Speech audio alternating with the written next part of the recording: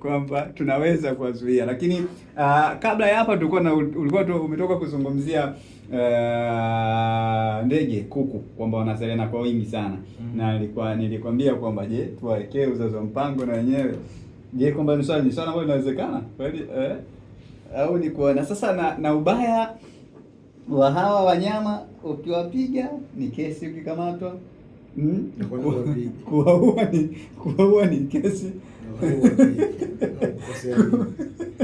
kuacha wakawa wengi ndio hivyo wanakuja kuleta fujo. Tuna kwa nini wapige bwana? Kitu kimoja ni kwamba kwanza kabisa swali ambalo limeulizwa ni kitu ambacho kimeulizwa ni kitu very sensitive. Sio, unanielewa? Kwa sababu hapo tunazungumzia masuala ya coexistence. Yaani tunataka kutengeneza namna ambayo tutaishi na hawa wanyama.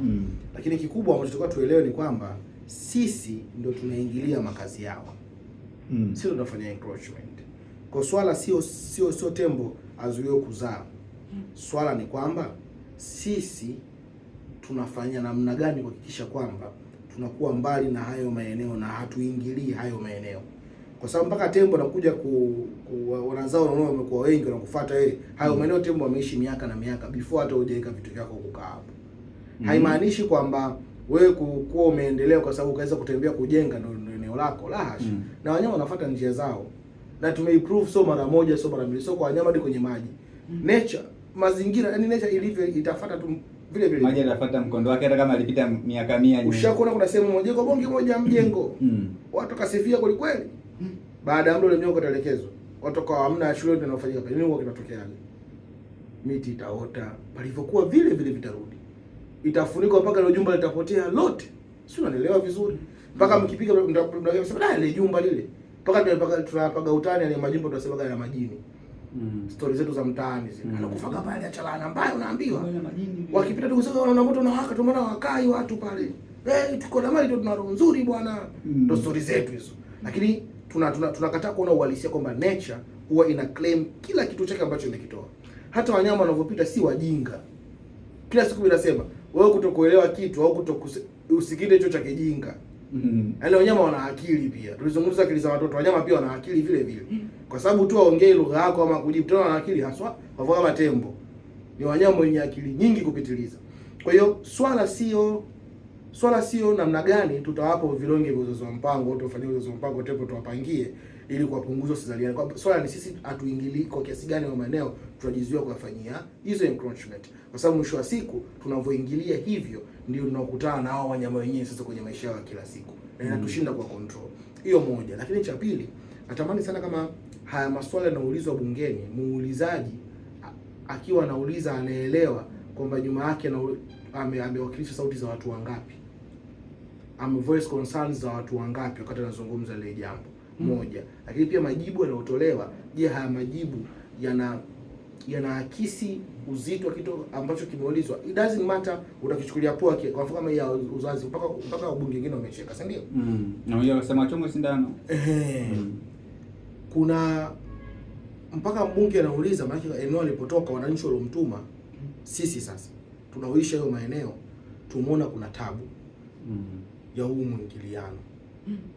Ninyi mmesema tukiwapa nafasi ya kutuongoza mtafanya 1, 2, 3 kiwemo haya ambayo si yanafanyika sasa hivi. Mtatusaidia, tutasaidiana. Na usaidizi wao unakuja kwa ninyi, kuja na sera za kutusaidia wakati sisi tukizichangia tukitoa fedha kupitia kodi. Kwa mtu anaposimama pale kuzungumza anatakiwa elewe anazungumza kwa niaba ya kina nani na kina ukubwa wa kiasi gani. Yaani sijui anaelewa vizuri, arise to the occasion kwamba niko mahala fulani. Nazungumza haya maneno kwa akili hii na hii kwa ajili ya maana fulani.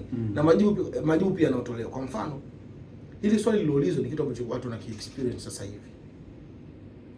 Yaani watu waliomtuma huyu bwana mbunge wanakipitia sasa hivi, wanakiona. Maana wetu hapo kijini kwao hapo tembo sio poa. Yaani hapo kitoa tu huyu hapa. Na sijui kama ushawahi kumuona tembo. Mjuba anatusikiliza. Anafananaje? Wazee wa stories kama umeshakuona tembo. Tembo anafananaje? Sijui ushakutana na vishindo vyake. Sijui hali unayojisikia ukikimbizwa na tembo. Imagine tu kuku. anapokupa pressure, au ng'ombe au punda au sijui mbwa. Sasa hapo tunamzungumzia tembo. Anakutoa mita, wanakuja. Tembo akilalia ukuta nyumba unabomoka. Kalalia ukuta nyumbani kwenu mpaka udondoke. Ngumwe. Kalalia ukuta kwenu mpaka udondoke, tuko hapa tutakupa ile yote unataka wewe. Lakini tembo akilalia ukuta, sio akiegemea. Ukuta unaenda. Kiki. Hajaamua kufanya mapinduzi, hajaamua kuharibu shamba. Kwa kuna watu hichi wanakipitia sasa hivi. Swali linaloulizwa, the way lilivyoulizwa. Wewe imagine unasikia mbunge wako anauliza swali kwa staili hiyo. Mpaka wenzake wanacheka. Alafu majibu yanayokuja kwa kicheko pia. Huku ukisikia kwamba tutajenga uzio. Yaani hakuna hata ile kwamba tumefanya tafiti kweli kwa hili tatizo au tutalishughulikia wananchi. No, yani easy au kama ile ya mama kwamba tutaweka uzio, tutawatoa mamba, tutaweka mama wafanye shughuli zao. Walokule waone aibu. Ndio hicho kitu ambacho watu wana mind. Yaani kama watu hawaelewi mpaka sasa, ndio hicho kitu ambacho watu wanakuazika nacho. Kwamba kuna issues ambazo ziko very serious. Tembo wameongezeka. Tunazungumzia maisha yetu. Chakula, uchumi. Na wameongezeka poa, tushaingia sasa eneo lao. Mnatusaidiaje? Bwana, kwa uchunguzi tuliofanya, kuna eneo ndio tukawapeleka. Au kuna hili la kufanya ambalo tunaweza kulifanya siku fulani. Au tulishughulikia, yaani angalau hata utoke pale uwe na majibu mazuri. Na uone sasa standard zetu. Kama ulivyojibu kwa majibu mazuri. Yaani sisi tunachokitaka tu angalau majibu. Tunajua ifanyie kazi, tunaelewa. Au tunaelewa mfumo, itachelewa kutokana na jinsi ya majukumu na utelekezaji wa kazi zenyewe. Kuna vitu vingi vinaendelea kwa wakati kwenye nchi yetu. Kwa hata kuna kitu kama hicho kinakuja kuongezeka katikati au kinasemwa, angalau tupe moyo kwamba kitafanywa kazi. Wakati tunasubiri kifanywe kazi, sio hatuwezi unajua kuchoma sindano tu. Lakini tutajenga uzio. Serious. Ndio hicho ambacho watu kinafanya watu kama vile wanakuazika. Kidogo kuna mafanya watu na sio fair. Sio sawa. Lakini pamoja na yote hayo inatupasa sisi ndio tuna run dunia. Si other way around. Ninavyosema hivyo namaanisha lazima tu tuna busara ya kuishi na hivi viumbe. Especially kwenye maeneo ambayo tumedesignate kama hifadhi, tumezipa majina ya hifadhi za wanyama. Na tumewafunga by the way kutokana na shughuli zetu. Miaka 20 iliyopita, 30, 40, 100 iliyopita, simba walikuwa wanarandaranda maeneo makubwa zaidi wanarandaranda hivi sasa. Sio simba tu. Karibu wanyama wengi sana. Wengi sana. Na tena ambao ni wakali. Kweli. Lakini tumeweza kuwa tame, tumewashika, tumepush back, bado tumepata vijieneo. Hebu imagine species ya wanyama wanapatikana Serengeti. Au wanapatikana Ngorongoro. Imeminywa mume, yaani umumo na sisi tuna wilaya na umumo na sisi tuna sio, naelewa vizuri. Yaani eneo limesogezwa. Kama mimi ningelikuwa amri yangu, sijui kwa wengine, ila hiyo wilaya nzima. Yaani ile eneo tulipaswa liache kwa sababu ile ramani ina make sense. Kwa mfano unavyosafiri wale nyumbu kutoka Serengeti kwenda Tsavo, route unayopita. Angalia route sasa hivi inavyofanana. Wewe muda mwingine unapoteana unajua. Mpaka mjomba nyumbu jana kuniambia huko. Hamna, mjomba nyumba alituambia njia hiyo wapitisha barabara leo hao. Lakini palikuwa hakuna. Sisi tunaamini kwamba tunaleta maendeleo. Wakati huo tuna cut down hiyo miti, hao wanyama tunawamaliza. Kwa hiyo it's high time na sisi wenyewe tujiangalie. Tutake responsibility kwenye vitu ambavyo Mwenyezi Mungu ametupa ukhalifa juu yake. Yaani na sisi tuwajibike, tuwe accountable. Kama ni maeneo tuache kufanya hizo encroachment, tuhakikishe kwamba tuna sera ambazo zinazuia kwa 100% kuingilia maeneo yao wanyama. Lakini wakati huo kuwe kuna maeneo ambayo tumejitengea sisi binadamu, tunapoambiwa tujitengee tukae hapa, basi tukae kweli, kwa sababu tuna michezo ya kusogeza hatua, kina Kimario. Matusikiliza hapa na kina nanili. Ndio michezo yenu hiyo, kusogeza mpaka.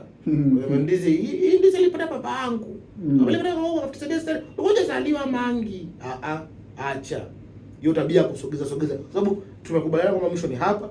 Kesho unashanga kuna nyumba iko mbele yako watu wa 10. Kumbe inawezekana watu wa 10 una watu wa 10. Mkijikuta wote mmerudi tena kule tulipotoka. Kwa hiyo hili jambo lazima sisi tuanze kwanza kutake responsibility kabla hatujakimasi na wazee kukimbilia serikali.